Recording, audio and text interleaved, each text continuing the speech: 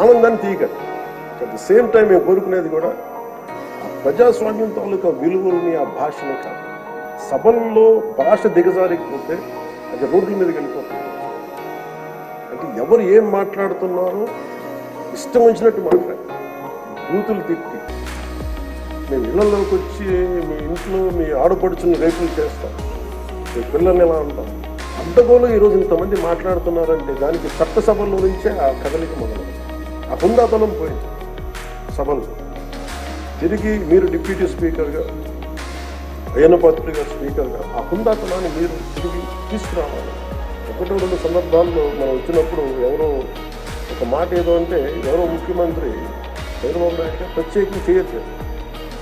మళ్ళీ ఇంకా అలాంటి కల్చర్ తీసుకురాకుండా అది అయిపోయింది గతంలో. సో అది మీరు మనస్ఫూర్తిగా దాన్ని పాటించి సభ గౌరవాన్ని నిలబెట్టాలని కోరుకుంటాము.